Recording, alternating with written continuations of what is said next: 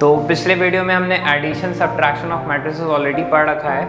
तो इस वीडियो में हम लोग अब multiplication of matrix bye scalar या फिर रियल नंबर बोल सकते हैं। सपोज आपके पास एक मैट्रिक्स है जिसमें एलिमेंट्स है 3 और 2, ठीक है। और ये हम लोग इसको एक रो मैट्रिक्स भी बोल सकते हैं क्योंकि इसमें एक ही रो है और कॉलम्स 2 है। इसका ऑर्डर क्या हो जाएगा 1 into 2, इसका ऑर्डर 1 into 2 है। अगर हम किसी मैट्रिक्स को, इस मैट्रिक्स को अगर हम 3 गुना कर दें, 3 गुना कर दें, ठीक है, तो ये क्या लिख सकते हैं इसको हम, ये 3 दोनों से मल्टीप्लाई होगा तो ये 3 3 9 हो जाएगा और ये 3 2 6 हो जाएगा। उसी तरह से अगर आपके पास कोई मैट्रिक्स है 1 2 4 और 6, अगर आप इसको हाफ से मल्टीप्लाई करते हो तो ये हो जाता है, सबको फिर हमको करना पड़ेगा तो 1/2, ये तो 2/2 1 हो जाएगा, 4/2 2 हो जाएगा, 6/2 3 हो जाएगा, ठीक है। तो इस तरह से हम किसी भी मैट्रिक्स को, ठीक है, स्केलर से मल्टीप्लाई कर सकते हैं। जैसे 4 टाइम्स ऑफ, अगर आपके पास कोई मैट्रिक्स है 1 2 3 4 5 6 7 8 9, तो हम क्या करेंगे 4 1 4, 4 2 8, 4 3 12, 4 4 16, 4 5 20, 4 6 24, 4 7 28, 4 8 32, तो पूरा 4 का टेबल हो गया, 4 9 36। तो ये इस तरह से हम स्केलर प्रोडक्ट, मतलब कि हम एक रियल नंबर को किसी मैट्रिक्स से मल्टीप्लाई करने का मतलब होता है कि वो हर एक एलिमेंट से मल्टीप्लाई करते हैं। जब तक हम हर एक एलिमेंट से मल्टीप्लाई नहीं करेंगे तब तक वो हमारा कैलकुलेशन सही नहीं होगा। तो इस पर बेस्ड हम लोग एक दो क्वेश्चंस भी डिस्कस कर लेते हैं। ये काफ़ी सिंपल है कि आपको बस एक मैट्रिक्स के हर एक एलिमेंट को उस नंबर से मल्टीप्लाई करना होता है। सपोज आपके पास कोई क्वेश्चन है कि मैट्रिक्स ए गिवन है, हम 9b का क्वेश्चन नंबर 3 बता रहे हैं। आपको एक मैट्रिक्स ए गिवन है जिसमें एलिमेंट्स है 2 1 3 0, और आपके पास मैट्रिक्स बी है जिसमें एलिमेंट्स है 1 1 5 2, और मैट्रिक्स सी गिवन है -3 -1 0 और 0, और आपको फाइंड क्या करने बोला है 2a - 3b + c। सो इसको फाइंड करने के लिए 2 टाइम्स ऑफ a में क्या एलिमेंट है 2 1 3 0, -3 टाइम्स ऑफ b में क्या एलिमेंट है 1 1 5 2, ठीक है, प्लस c में क्या एलिमेंट है -3 -1 0 और 0। और अब हम क्या करेंगे 2 टाइम्स ऑफ a, मतलब हर एक एलिमेंट को डबल करना है, तो 4 2 6 और 0। यहाँ पर हर एक एलिमेंट का 3 गुना, तो 3 3 5 3 15 और 3 2 6 करेंगे, और यहाँ पर हम -3 -1 0 और 0 कर देंगे। और अब हम यहाँ पर जो मैट्रिसेस एडिशन में है, नॉर्मली बॉड मास, ये भी प्लस और ये भी प्लस, इसको पहले सॉल्व कर लेते हैं। तो 4 में से 3 माइनस करेंगे तो 1 हो जाएगा, 2 में से 1 माइनस करेंगे तो 1 हो जाएगा, 6 में 0 ऐड करेंगे तो 6, और 0 में 0 ऐड करेंगे तो 0। और इस मैट्रिक्स में हमको ये बीच वाला मैट्रिक्स को माइनस करना है, तो इसको हम क्या लिख सकते हैं 1 -3 -2, करस्पॉन्डिंग एलिमेंट्स को माइनस करना होता है, तो यहाँ भी -2, 6 में से 15 माइनस करेंगे -9, और 0 में से 6 माइनस करेंगे तो -6। सो ये हमारा रिक्वायर्ड आंसर आ जाएगा। इसी तरीके से आप इसका सेकंड पार्ट को खुद से सॉल्व कर सकते हो, जहाँ पर फाइंड क्या करने बोला है a + 2c - b। तो आप इस वीडियो को पॉज करके पहले इसको सॉल्व करें, फिर वीडियो को कंटिन्यू करें।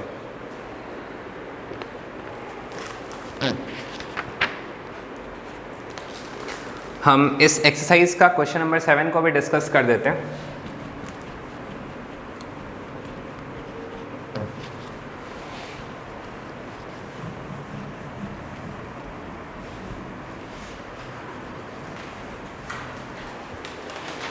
एक्सरसाइज वही है, क्वेश्चन नंबर 7 बता रहे हैं।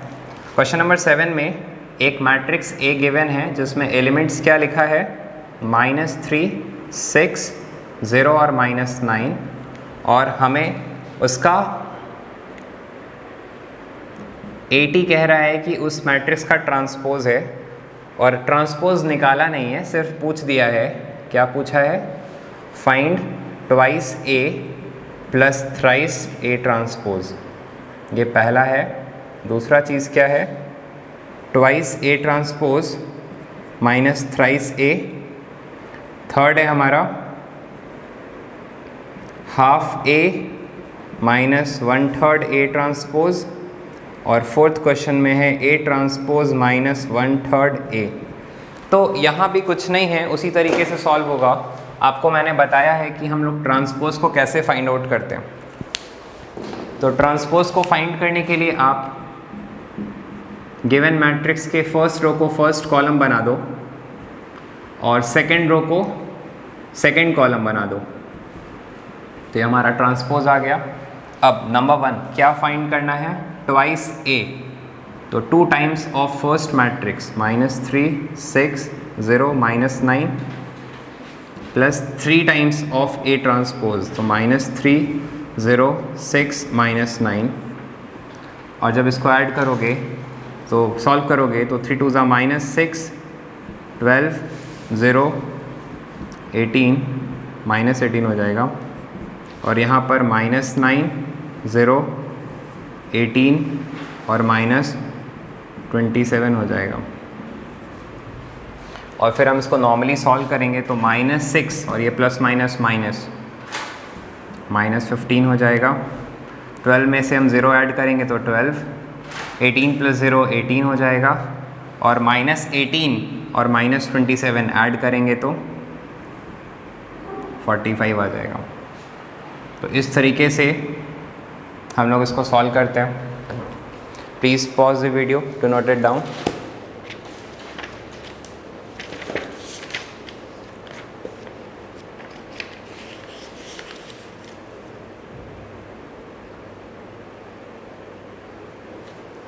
इसी तरीके से इसका सेकंड क्वेश्चन है।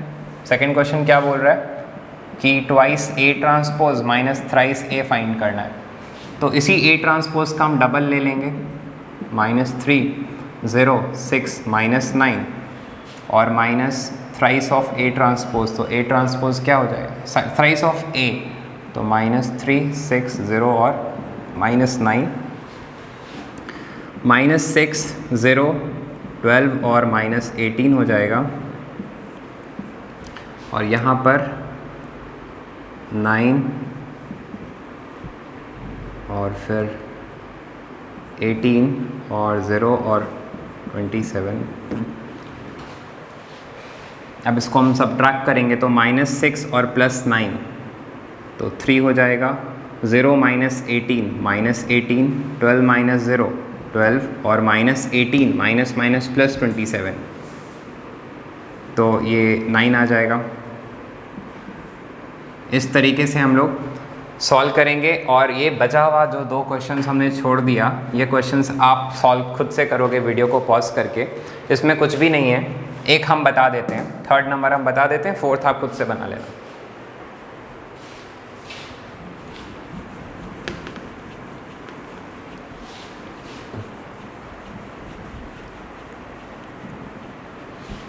यहाँ पर 3rd वाले में हमें सॉल्व करना है half A minus 1/3 A transpose.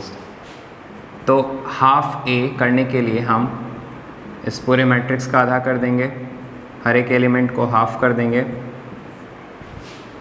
और इस ट्रांसपोज वाले मैट्रिक्स का, अच्छा बाय मिस्टेक हम ट्रांसपोज ही मिटा दिए, तो हम ए ट्रांसपोज यहाँ लिख दे रहे हैं, -3, 6, 0 और -9। तो अब हम 1/3 ऑफ ए ट्रांसपोज, तो -3, 0, 6 और -9। अगर हम यहाँ पर हाफ करते हैं हर एक एलिमेंट को, तो ये तो -3/2 ही लिखाएगा, ये 6/2 3 हो जाएगा, 0/2 0 हो जाएगा, और ये -9/2 रहेगा। यहाँ पर हम 3 से करेंगे डिवाइड, तो -3/3 -1, 0/3 0 ही होगा, 6/3 2 हो जाएगा और 9/3 -3 आ जाएगा। और अब हम इसको सब्ट्रैक्ट करेंगे करस्पॉन्डिंग, तो इसको वैसे भी लिख सकते हो -3/2 और ये माइनस माइनस प्लस 1, यहाँ पर हम लिख सकते हैं 3 - 0, यहाँ पे लिखा सकता है 0 - 2 और यहाँ पे लिखाएगा -9/2 और माइनस माइनस प्लस 3। इसको सॉल्व करते हैं, यहाँ पर लिख रहे हैं हम, ये तो यहाँ पर एलसीएम लेंगे तो यहाँ 2 आ जाएगा, तो -3 + 2 -1/2 हो जाएगा। 3 में से 0 माइनस करेंगे तो 3, 0 में 2 माइनस करेंगे तो -2 और इधर भी एलसीएम लेंगे तो 6 हो जाएगा, तो -3/2 आ जाएगा। तो आई होप आपको ये कॉन्सेप्ट क्लियर हो गया। इसी तरीके से आप 4th क्वेश्चन को खुद से सॉल्व करोगे। तो please pause the video to note it down. तो अब हम लोग एक नया टॉपिक देखते हैं और यहाँ पर है हमारा मल्टीप्लिकेशन ऑफ मैट्रिसेस, मतलब हम किसी एक मैट्रिक्स को किसी दूसरे मैट्रिक्स के साथ मल्टीप्लाई करते हैं। तो हम एक क्वेश्चन के द्वारा बता रहे हैं कि आपको एक मैट्रिक्स ए दे दिया और एक मैट्रिक्स बी दे दिया, तो अगर आपको किसी दो मैट्रिक्स को मल्टीप्लाई करना है, अगर आप ए मैट्रिक्स को बी मैट्रिक्स के साथ मल्टीप्लाई करते हो तो उसका कुछ ना कुछ तो प्रोडक्ट आएगा ना, उसको हम सी मैट्रिक्स मान लेते हैं। तो इस पर्टिकुलर एग्जाम्पल के द्वारा इस ए मैट्रिक्स का ऑर्डर है क्या, इसका ऑर्डर है 2 × 2, ठीक है, और ये बी मैट्रिक्स का क्या ऑर्डर है 2 × 3। तो अब क्वेश्चन सबसे पहले अराइज होता है कि क्या ये दोनों अलग अलग मैट्रिक्स ऑर्डर है, क्या ये दोनों मल्टीप्लाई होगा या फिर नहीं होगा। तो इसका रूल ये होता है कि अगर फर्स्ट मैट्रिक्स का, ये रोज होते हैं ना, हमने बताया था ये रोज होते हैं, और ये क्या होता है कॉलम्स होते हैं, ये क्या होते हैं रोज और ये क्या होते हैं कॉलम्स। तो अगर फर्स्ट मैट्रिक्स का कॉलम और सेकंड मैट्रिक्स का जो रो होता है, अगर ये दोनों सेम हो, अगर फर्स्ट मैट्रिक्स का कॉलम जो 2 है और सेकंड मैट्रिक्स का रो जो भी 2 है, अगर ये दोनों वैल्यू सेम हो जाए तो यहाँ हम इन दोनों मैट्रिसेस को मल्टीप्लाई कर सकते हैं। अब क्वेश्चन ये अराइज होता है कि जो प्रोडक्ट मैट्रिक्स आएगा उसका ऑर्डर ये वाला होगा कि ये वाला होगा। इसका ऑर्डर क्या है 2 × 3 है कि दोनों के अलावा ही कुछ और हो जाएगा। तो जो प्रोडक्ट मैट्रिक्स का ऑर्डर होता है वो फर्स्ट मैट्रिक्स का रो होता है जो 2 है और सेकंड मैट्रिक्स का कॉलम होता है जो 3 है।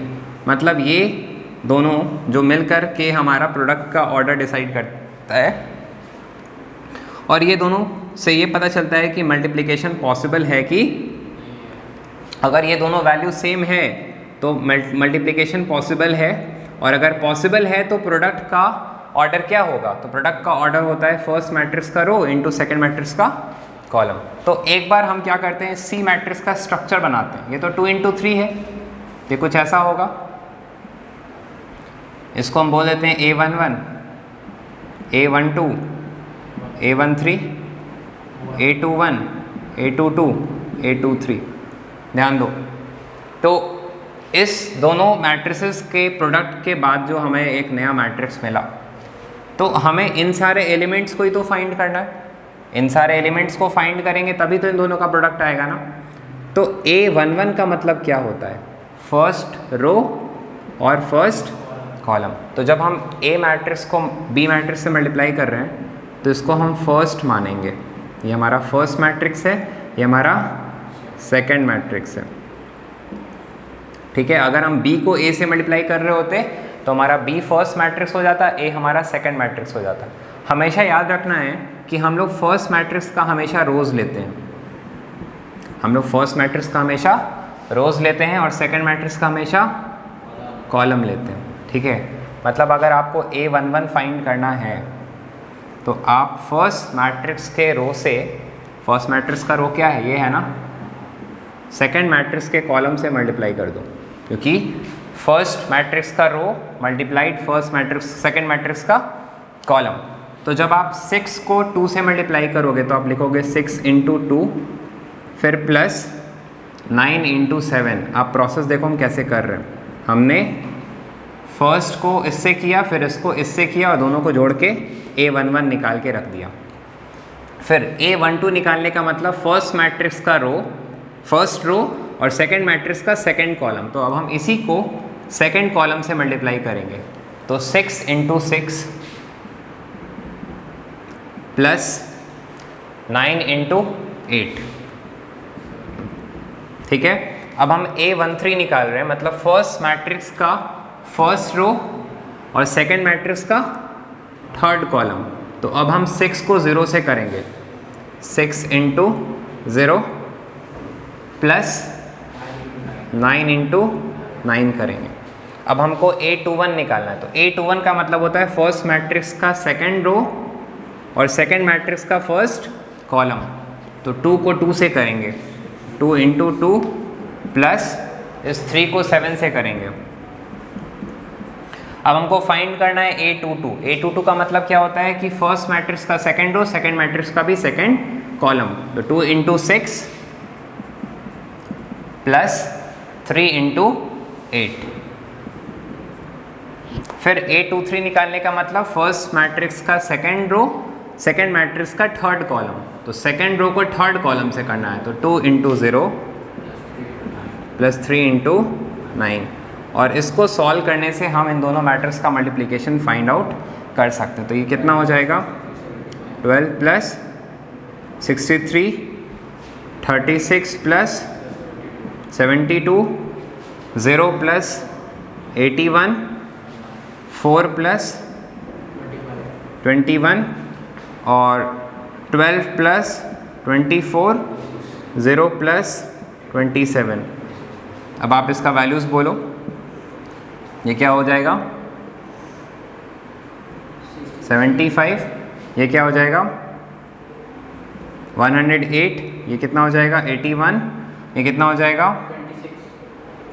25, ये हो जाएगा 36 और ये हो जाएगा हमारा 27। तो इस तरीके से हम देख सकते हैं कि हमने इन दोनों मैट्रिसेस को मल्टीप्लाई करके एक प्रोडक्ट मैट्रिक्स ले आया और इसका ऑर्डर क्या है 2 × 3 है। तो ये था हमारा मैट्रिसेस का मल्टीप्लिकेशन।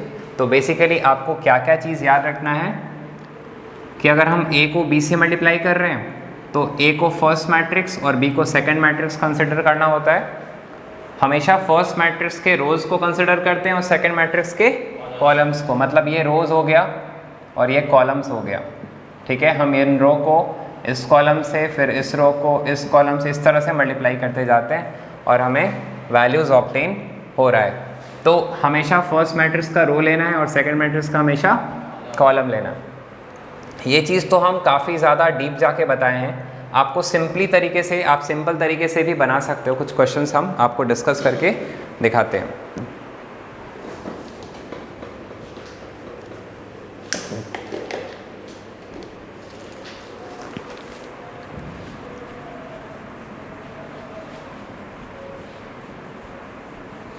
आप इसको नोट नहीं किए हो तो वीडियो को पॉज करके बैक जाके नोट कर लेना।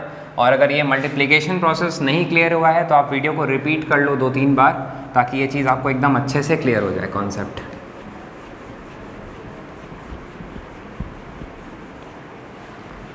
आपके बुक में एक एग्जाम्पल गिवन है और वो क्वेश्चन कह रहा है कि अगर A मैट्रिक्स है हमारा, A मैट्रिक्स गिवन है -2, 3, 4 और 1, और हमारा B मैट्रिक्स गिवन है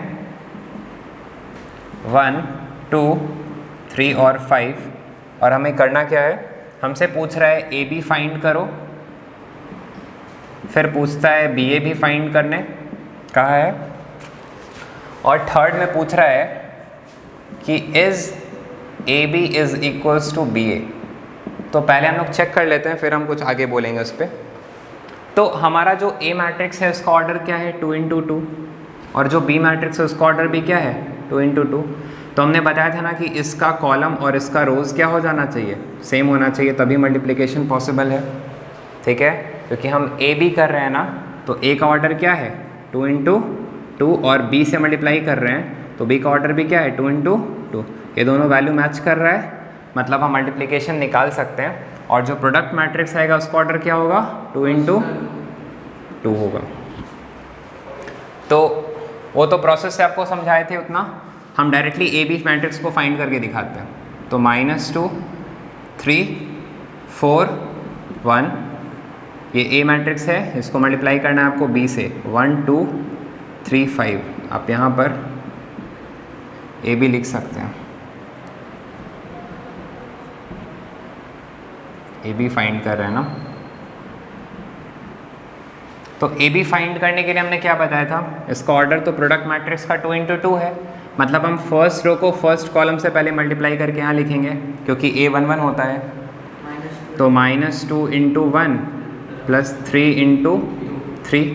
उसके बाद यहाँ पर क्या होता है A12 फर्स्ट रो को सेकंड कॉलम से -2 × 2 + 3 × 5। फिर यहाँ पर क्या होता है A21 सेकंड रो को फर्स्ट कॉलम से, सो 4 × 1 + 1 × 3। फिर सेकंड रो को सेकंड कॉलम से A22 होता है ना, तो 4 × 2 + 1 × 5। और फिर इसको आपको सॉल्व करना है। ये लाइन हम आपको समझाने के लिए दे रहे थे, आपको देना नहीं है। -2 + 9 7 आ जाएगा, इसको हम फाइनली लिख दे रहे हैं, आप 2 स्टेप में लिखोगे।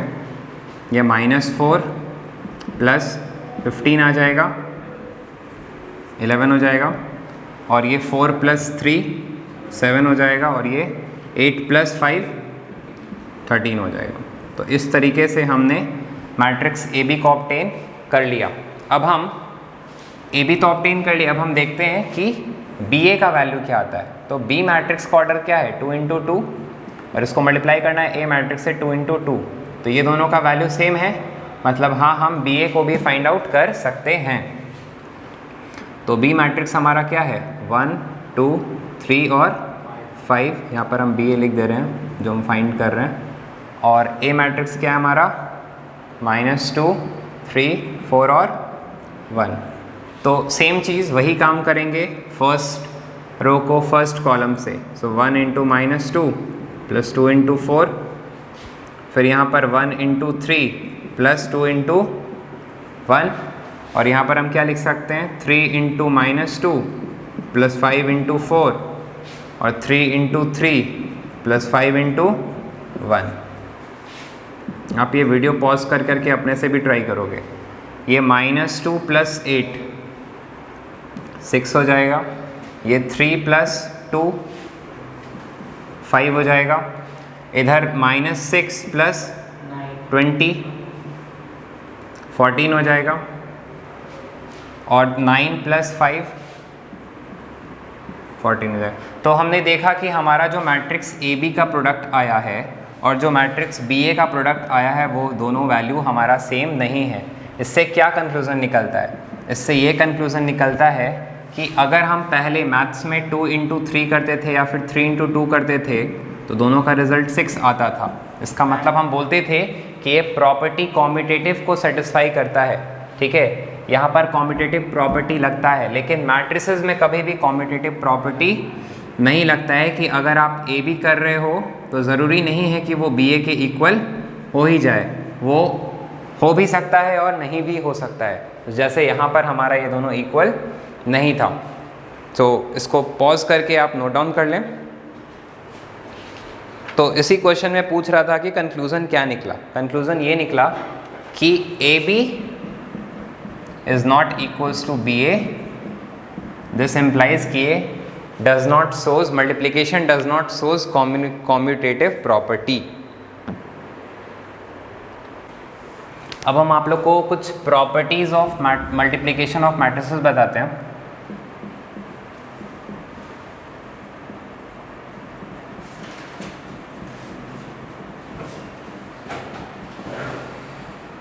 तो पहला चीज़ हमने क्या ऑब्टेन किया कि आप लिख सकते हो पॉइंट नंबर 1 में, ये सारे नोट्स पार्ट में लिख लेना, matrices multiplication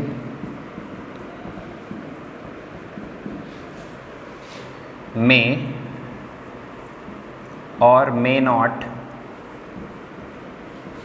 B commutative.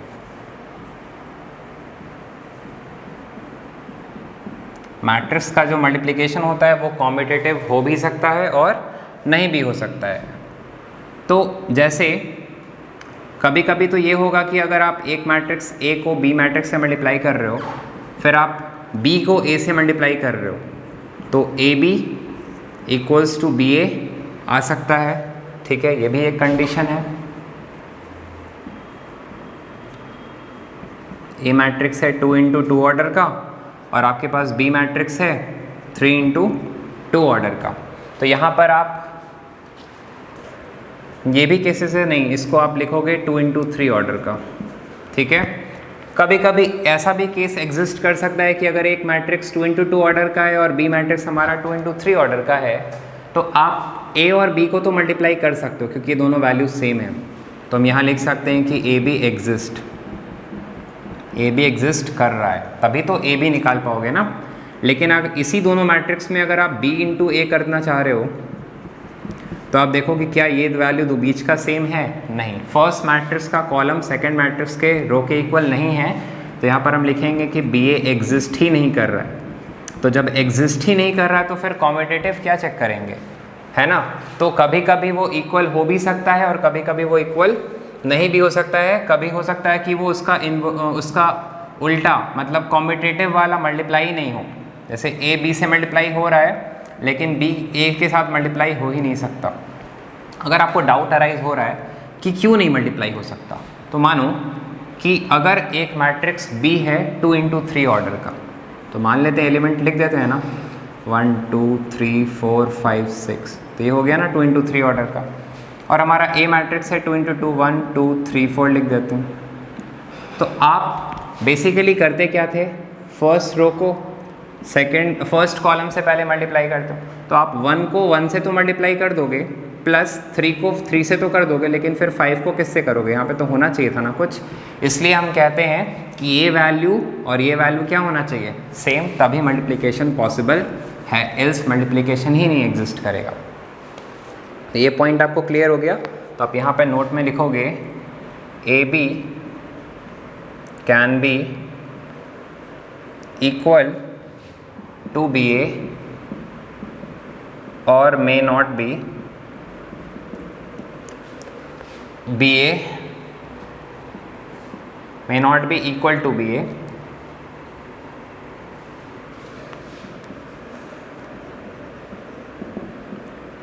even if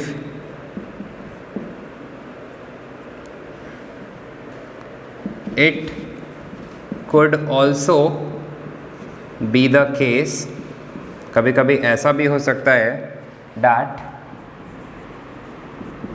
BA does not exist, है ना। हमने बताया कि हम जब एक मैट्रिक्स को B से मल्टीप्लाई कर रहे हैं फिर हम B को A से मल्टीप्लाई कर रहे हैं, तो हो सकता है दोनों वैल्यू सेम आ भी सकता है। और एक और केस क्या हो सकता है कि AB is not equals to BA, ये दोनों ही पॉसिबिलिटी है। साथ ही साथ ऐसा भी हो सकता है कि ए बी एग्जिस्ट कर रहा है लेकिन बी ए एग्जिस्ट ही नहीं कर रहा है। जैसे हमने एक एग्जांपल भी दिया कि 2 इंटू 2 को अगर 2 इंटू 3 ऑर्डर मैट्रिक्स से मल्टीप्लाई करते हैं तो ये इस तरह मल्टीप्लाई हो जा रहा है लेकिन बी ए करने पे मल्टीप्लाई ही नहीं हो रहा है। तो ये आपका पहला प्रॉपर्टी था, होप आपको समझ में आया। दूसरा प्रॉपर्टी है कि मैट्रिसेस मल्टीप्लिकेशन एसोसिएटिव होता है। मैट्रिक्स मल्टीप्लिकेशन इज एसोसिएटिव, ठीक है।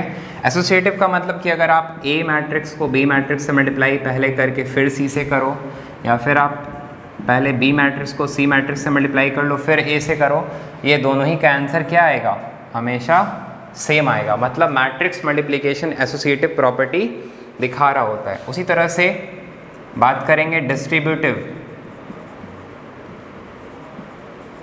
तो डिस्ट्रीब्यूटिव अंडर एडिशन भी होता है और अंडर सब्ट्रैक्शन भी होता है। और अगर आप यहाँ पर चाहो तो B प्लस सी दोनों मैट्रिक्स को जोड़ के फिर A से मल्टीप्लाई कर सकते हो, या फिर आप A को B से करो फिर A को C से करो और दोनों को जोड़ दो। सेम वे सब्ट्रैक्शन में भी होता है। पहले ऐसे बता देते हैं, अगर A प्लस B को C से मल्टीप्लाई करना है तो आप A को C से करो और B को C से करके जोड़ दो, ऐसे भी कर सकते हो। नेक्स्ट हमारा है प्रॉपर्टी, इसको हम लोग पढ़ेंगे, एग्जिस्टेंस ऑफ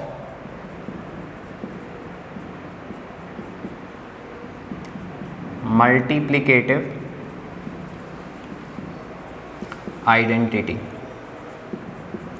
हमने आपको पहले ही बता दिया है कि आइडेंटिटी मैट्रिक्स क्या था। हमने बताया था कि आइडेंटिटी मैट्रिक्स स्क्वायर मैट्रिक्स होता है, डायगोनल मैट्रिक्स भी होता है, और हमने बताया था वो एक स्केलर मैट्रिक्स भी होता है, ठीक है। और इस तरह से हमने बताया था आपको वो कि एक वो स्केलर मैट्रिक्स होता है, और स्केलर मैट्रिक्स में भी वो एक ऐसा मैट्रिक्स है जहाँ पर सारे वैल्यूज़ सेम होते हैं, इसलिए उसको हम लोग आइडेंटिटी बोलते हैं, ठीक है। आइडेंटिटी मतलब यहाँ पर 1 होता है। स्केलर में हमने बताया था स्क्वायर मैट्रिक्स, अगर कोई भी मैट्रिक्स है जिसके रोज और कॉलम सेम है तो वो एक स्क्वायर मैट्रिक्स होता है। अगर उसके प्रिंसिपल डायगोनल्स के अलावा सारे एलिमेंट्स 0 हो जाएं तो वो एक डायगोनल मैट्रिक्स होता है। अगर वो प्रिंसिपल एलिमेंट्स डायगोनल के एलिमेंट्स सेम हो जाएं तो वो स्केलर मैट्रिक्स होता है। और अगर वो एलिमेंट सेम तो है लेकिन वो 1 के इक्वल है, सारे एलिमेंट्स 1 1 ही हैं, तो फिर उसको हम लोग आइडेंटिटी मैट्रिक्स बोलते हैं। तो अगर हमारे पास कोई मैट्रिक्स ए है, उसको अगर हम एक आइडेंटिटी मैट्रिक्स से मल्टीप्लाई करें, ए आई करें या फिर आई ए करें, वो हमेशा ए के ही इक्वल आएगा। इसलिए हम बोलते हैं कि मल्टीप्लिकेटिव आइडेंटिटी एग्जिस्ट करता है। मल्टीप्लिकेटिव आइडेंटिटी का मतलब जैसे 5 को आप किससे मल्टीप्लाई करोगे ताकि 5 ही आए, तो यहाँ पर एक नंबर एग्जिस्ट करता है 1, 5 1 ज़ा 5 ही होता है, ठीक है। फॉर एग्ज़ाम्पल अगर आपके पास एक मैट्रिक्स है 2 1 0 2, ठीक है। अगर आप इस मैट्रिक्स को मल्टीप्लाई करते हो 1 0 0 1, ये कितने ऑर्डर का मैट्रिक्स था? एक स्क्वायर मैट्रिक्स 2 × 2 ऑर्डर का था। तो अगर आप इसको आइडेंटिटी मैट्रिक्स से मल्टीप्लाई, आइडेंटिटी मैट्रिक्स है ना, क्योंकि ये डायगोनल मैट्रिक्स में एलिमेंट सेम है और वो सेम में 1 के इक्वल होना चाहिए था, बाकी सारे 0 है।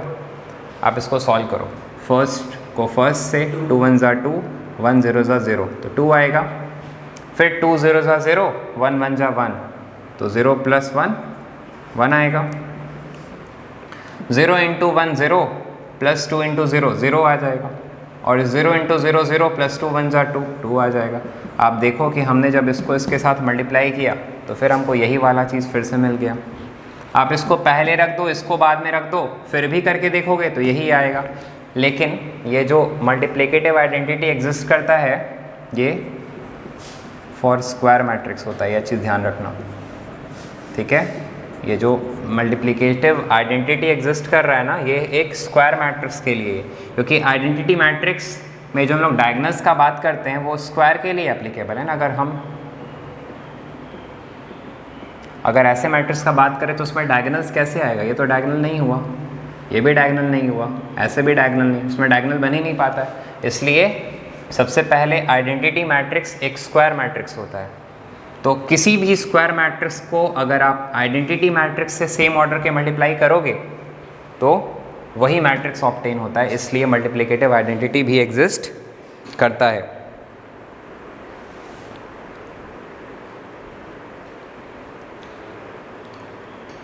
एक एग्जाम्पल के द्वारा हम एक प्रॉपर्टी और समझाना चाह रहे हैं। So before that please pause the video to note it down. अब हमारा नेक्स्ट टॉपिक है कि हम इस क्वेश्चन के द्वारा कुछ चीज़ को बताना चाह रहे हैं, कुछ प्रॉपर्टी को समझाना चाह रहे हैं। तो पहले इन दोनों मैट्रिक्स को मल्टीप्लाई करते हैं। आपके पास एक मैट्रिक्स है -3 3 2 -2, और आपको मल्टीप्लाई करना है b के साथ। इसका है 4 6 4 6। अब क्वेश्चन में खुद ही कह दिया है कि ए बी फाइंड करना, तो ऑब्वियसली पॉसिबल होगा तभी पूछा है, बट फिर भी हम एक बार चेक कर लेते हैं क्योंकि कभी कभी क्वेश्चंस में चेक करने भी देता है, ठीक है। तो इसका ऑर्डर है 2 × 2 और इसका भी ऑर्डर है 2 × 2, तो इनका मिडिल वैल्यू तो मैच कर ही रहा है, तो ऑब्वियसली मल्टीप्लिकेशन पॉसिबल है। तो हम इसको फाइंड करते हैं। इसको फाइंड करेंगे तो इसका जो रिजल्टेंट मैट्रिक्स है उसका ऑर्डर क्या होगा? वो भी तो 2 × 2 ही होगा, ऐसा ही स्ट्रक्चर होगा। तो फाइंड करके लिखते हैं यहाँ पर, फर्स्ट को फर्स्ट से -3 × 4 + 3 × 4, फिर इधर -3 × 6 + 3 × 6, 2 × 4 प्लस -2 × 4। समझ में आ रहा होगा आपको? इसको फिर इससे 2 × 6 प्लस -2 इंटू 6 और हर एक एलिमेंट पे हर एक जगह पर हमारा वैल्यू क्या आ रहा है? 0 आ रहा है। आप देखो -12 + 12 -18 + 18 -8 + 8 और -12 + 12 तो 0 0 0 0 आ गया। तो हमने क्या ऑब्टेन किया? हमने यहाँ पे ये नोटिस किया कि हमारा ए मैट्रिक्स तो नल मैट्रिक्स नहीं था। नल मैट्रिक्स का मतलब होता है सारे एलिमेंट 0। तो ये तो एक 0 मैट्रिक्स बोलो या नल मैट्रिक्स बोलो, वो तो नहीं है। और ये भी नॉन ज़ीरो मैट्रिक्स है, ठीक है। तो हम ए और बी को मल्टीप्लाई किए तो हमें क्या मिल रहा है? सी मिल रहा है। और सी क्या है? एक 0 मैट्रिक्स है, या फिर आप बोल सकते हो उसको नल मैट्रिक्स है, ठीक है। जबकि ये क्या है? Non zero. ये भी क्या है? Non zero. तो हमने यहाँ पे ये ऑब्टेन किया। नॉर्मली हम लोग जब मैथ्स में कैलकुलेशन करते थे तो 5 इंटू समथिंग इक्वल्स टू अगर 0 है तो ये डैम श्योर है कि यहाँ पर 0 ही होगा, क्योंकि जब तक दोनों 0 ना हो या कोई एक 0 ना हो कभी भी 0 प्रोडक्ट नहीं आता है। लेकिन मैट्रिसेस में ऐसा नहीं होता है। मैट्रिसेस में कोई भी नहीं सेट होता है। तो मैट्रिसेस में नॉन ज़ीरो मैट्रिसेस को भी मल्टीप्लाई करने पे कभी कभी 0 मैट्रिक्स ऑब्टेन होता है, ठीक है। तो कंक्लूजन हमारा ये रहा कि the product of 2 non zero matrices it can be a 0 matrix. तो होप आपको इस तरह से मल्टीप्लिकेशन करने आ गया, आपको सारे प्रॉपर्टीज़ भी क्लियर हो गए। एक दो क्वेश्चंस हम अच्छा बता देते हैं जिससे आपका सारा डाउट्स दूर हो जाएगा। और पॉइंट्स काफ़ी इंपॉर्टेंट है मैट्रिसेस में। जो भी पॉइंट्स बता रहे हैं वो बिना पॉइंट्स को समझे आप क्वेश्चंस नहीं बना पाओगे, कहीं ना कहीं फंस जाओगे। इसलिए हर एक चीज़ को अच्छे से नोट करो, समझो। एक एग्जांपल के द्वारा बताया है, हम डायरेक्टली आपको बता दे रहे हैं कि अगर हमारे पास एक ए मैट्रिक्स है और एक बी मैट्रिक्स है तो यहाँ पर ये फॉर्मूला एप्लीकेबल नहीं होता है कि ए प्लस बी मैट्रिक्स इंटू ए माइनस बी मैट्रिक्स करके जब हम मल्टीप्लाई करेंगे तो वो तो ए स्क्वायर माइनस बी स्क्वायर के बराबर ही आएगा। ऐसा नहीं होता है। आप चाहो तो खुद से 2 मैट्रिक्स ले लेना, कोई भी सेम ऑर्डर का, क्योंकि एडिशन होने के लिए सेम ऑर्डर होना चाहिए। आप पहले दोनों मैट्रिक्स को जोड़ देना, फिर उन्हीं दोनों मैट्रिक्स को घटा देना, फिर दोनों को मल्टीप्लाई कर देना। इधर का काम हो गया। फिर ए मैट्रिक्स जो आपने चूज़ किया था आप उसको 2 बार मल्टीप्लाई कर देना, उसको उसी से कर देना, मतलब ए स्क्वायर। बी को भी बी से कर देना तो बी स्क्वायर, और फिर दोनों को घटा देना और फिर देखना कि ये वैल्यू के इक्वल आता है कि नहीं आता। अब देखोगे नहीं आ रहा है, इसका मतलब यहाँ पर ये सब फॉर्मूलाज एप्लीकेबल मैट्रिसेस में नहीं है। तो please pause the video, note it down. यहाँ तक होप सो नोट कर लिया। कुछ क्वेश्चंस है जो हम बता देते हैं आपको। जैसे हमारे एग्जाम्पल में 14 नंबर एग्जाम्पल में दे रखा है, एक मैट्रिक्स है 3 -8 9 और 4, और आपको मल्टीप्लाई करना है इसको। इस मैट्रिक्स है एक्स वाई से, और इसका प्रोडक्ट भी दे दिया है कि इसका प्रोडक्ट आ रहा है -2 8। हमसे क्या पूछा है? एक्स और वाई क्या होगा। पहले तो चेक कर लो किसका ऑर्डर क्या है, 2 × 2 है। इसका भी ऑर्डर क्या है, 2 × 1 है, और इसका ऑर्डर क्या है, 2 × 1 है। तो इन दोनों मल्टीप्लाई तो हो ही सकता है, बीच वाला वैल्यू सेम है। और इसका प्रोडक्ट मैट्रिक्स का ऑर्डर 2 × 1 आना चाहिए था, आप देख रहे हो आ भी रहा है। तो इसको हटा देते हैं, समझने के लिए क्या था। हम इसको मल्टीप्लाई करेंगे तो सेम ऐसा ही स्ट्रक्चर आना चाहिए इधर। तो फर्स्ट को फर्स्ट से, सो 3x प्लस सेकेंड को सेकेंड से -8 × y, और फिर दूसरा वैल्यू नीचे लिखाएगा तो 9 × x 9x plus 4 × y 4y। ये स्ट्रक्चर तैयार हो गया। और इधर भी हमारा हो गया -2 8। इसको हम क्या लिख सकते हैं? इसको हम लिख सकते हैं 3x - 8y, और नीचे लिखा सकता है 9x प्लस 4y। अब आप देख सकते हो इनका ऑर्डर सेम है। आप कंफ्यूज मत होना कि सर इसका ऑर्डर 2 × 2 है क्योंकि इसमें 4 एलिमेंट्स है।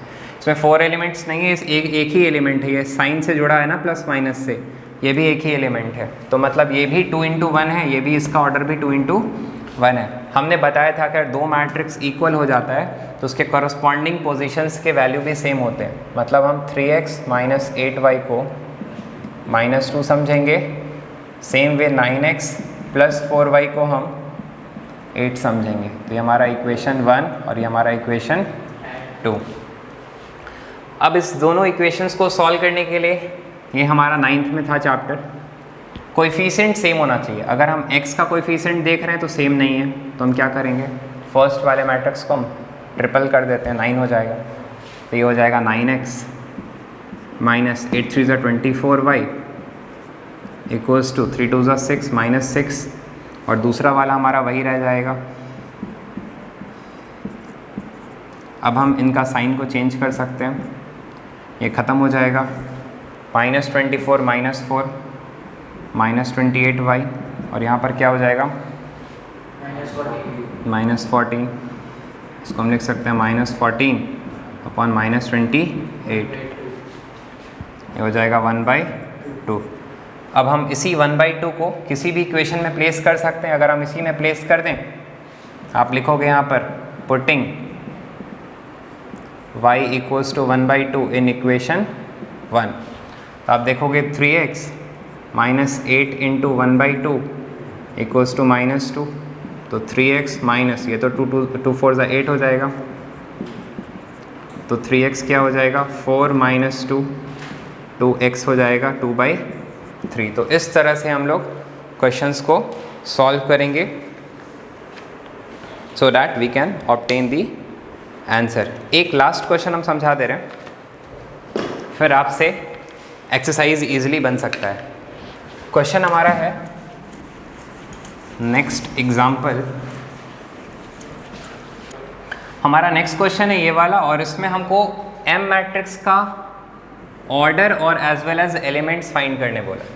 तो पहले ये देखो कि इस मैट्रिक्स का, यहाँ पर ये जो हमारा प्रोडक्ट मैट्रिक्स है, इसका ऑर्डर क्या है, इसका ऑर्डर है 1 × 2, और इस मैट्रिक्स का ऑर्डर क्या है, 2 × 2। हम जानते हैं कि अगर ये दो मैट्रिक्स मल्टीप्लाई हुआ है तो फिर इसका एक बार ऑर्डर हम एक बार A × B मान लेते हैं, ठीक है। तो अगर मल्टीप्लाई हो रहा है तो ये वैल्यू और ये वैल्यू सेम हो जाना चाहिए, तो मतलब पता चल गया कि B का वैल्यू हमारा क्या है, 2 है,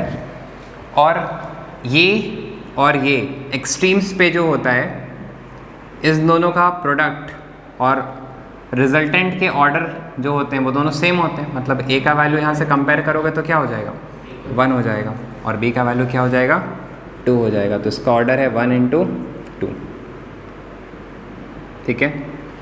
तो उसको फाइंड करने के लिए इसमें रो 1 है और कॉलम 2 है, तो एलिमेंट्स पता नहीं है तो इसको मैक्स मानेंगे, इसको भी y मान लेंगे, इसको इसके साथ मल्टीप्लाई करने पे हमारा ये प्रोडक्ट आना चाहिए, -2 और 16 है। फर्स्ट को फर्स्ट से करेंगे तो 3x, सेकंड को सेकंड से करेंगे तो -2y, ठीक है। जैसा इसका ऑर्डर है वही ऑर्डर इधर भी आना चाहिए ना, क्योंकि इसका ऑर्डर क्या आएगा, 1 × 2, मतलब एक रो और 2 कॉलम। तो यहाँ पर दूसरा एलिमेंट लिखाएगा, फर्स्ट को फर्स्ट, सेकेंड कॉलम से करेंगे तो 6x, इसको इससे करेंगे तो -8y, ठीक है। ये स्ट्रक्चर तैयार है। और यहाँ पर हम फर्स्ट वाले को फर्स्ट के इक्वल लिखेंगे, यहाँ पे लिख दिया जाएगा ऑन कंपेयरिंग। तो कंपेयर करने पर 3x - 2y का वैल्यू क्या हो जाएगा, -2, ये इसको इक्वेशन 1 मान सकते हैं। और दूसरा हमारा 6x - 8y का वैल्यू क्या हो जाएगा, 16, इसको इक्वेशन 2 मान सकते हैं। अब हम पहले वाले क्वेश्चन में x के कोएफिशिएंट्स को सेम किए थे, यहाँ पर हम y वाले को कर देते हैं, तो इसको हमको 4 से करना पड़ेगा ताकि ये भी 8 बन जाए। 4 3 = 12x -4 2 = 8y, सबको करना पड़ता है, 4 2 = 8 -8, इसको लिख देंगे तो 6x - 8y = 16। अब ये दोनों उसके बावजूद भी ऐड हो जा रहा है तो हम साइन चेंज कर देंगे, सबका ख़त्म हो जाएगा। और 12 में से 6 माइनस करेंगे तो 6x, और यहाँ पर क्या आ जाएगा, 24 आ जाएगा ना, माइनस माइनस में ऐड होके। तो x का वैल्यू क्या हो जाएगा, -24/6, तो -3 हो जाएगा, सॉरी 6 4 = 24 हो गया, -4। और उसी तरह से फिर आप इसी वैल्यू को प्लेस करके y फाइंड कर सकते हो।